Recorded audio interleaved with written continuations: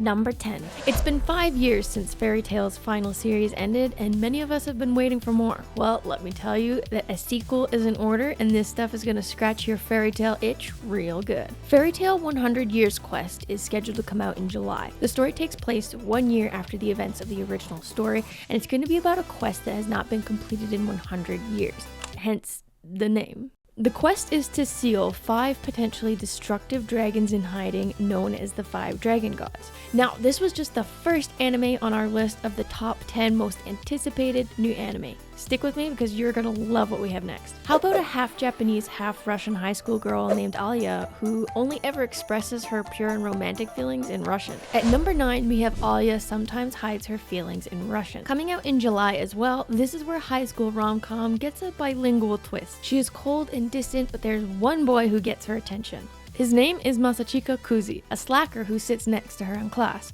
He also happens to understand Russian and secretly knows everything this Russian Japanese tsundere girl is up to. Originally set to premiere in April, this anime has been delayed until July. It's going to be a fun and comedic rom-com with plenty of innocent misunderstandings, definitely a breath of fresh air compared to your average rom-com anime. Next at number 8, we have Kaiju No. 8. It's coming out April 13th, and let me tell you, it's going to be the next big thing. Yes, Kaiju No. 8 is definitely the next big battle shonen anime. The main character is insanely strong like Saitama from One Punch Man. He becomes a human kaiju hybrid like Denji from the Chainsaw Man. The threat of Godzilla-like creatures gives you early Attack on Titan vibes, and I'm sure you can draw similarities with Jujutsu Kaisen, Bleach, and even My Hero Academia. But as inspired as Kaiju No. 8 may be, it's still gonna deliver a unique experience and a fresh perspective. Yes, everyone wants to save the world, but do you want to do it to be a hero or just to get a good paycheck? Moving on, we have sequels to The Misfit of Demon King Academy and Konosuba at number 7 and 6. They'll be coming out on April 12th and April 10th, respectively. Now, these are both the kind of isekai that never fail to not take themselves seriously. I mean, The Misfit of Demon King Academy has a total boss as the protagonist.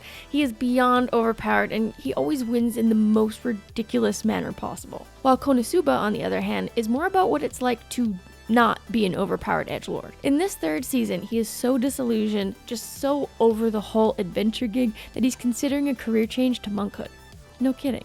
Konosuba is obviously the gold standard of isekai comedy, so I'm already looking forward to the memes. At number 5, we have the 2nd season of Osino Co. It's scheduled to come out in July, and if you loved and enjoyed the 1st season, you have a lot to look forward to because the 2nd season will be about adapting an insanely popular manga into a stage play. And there's going to be some mystery this season, with Aqua Hoshino investigating who's responsible for Ai's murder. Next, at number 4, we have the sequel to Jobless Reincarnation. It starts on April 8th, and if you haven't had the chance to check out this anime, then you are gravely missing out because this is peak isekai. I'm not going to do you a disservice by giving you too many spoilers, but this incoming sequel is going to have a major plot twist. A certain masked girl is going to enter the chat, and we're going to see the world building evolve and expand in ways that will definitely leave you speechless. Moving on, we have another major isekai anime at number 3. Starting April 5th, it's the 3rd season of That Time I Got Reincarnated as a Slime, and I fear that we may see an all-out war between Romuro's Jura Tempest Federation and the Holy Empire of Ubelius. This season is about international diplomacy, the struggle for coexistence, and the fragility of peace. Well then, what will it be? Peace or war?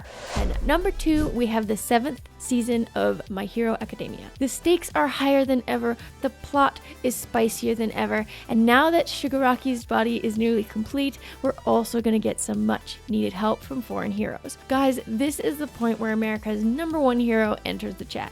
The final battle between the heroes and villains is about to begin.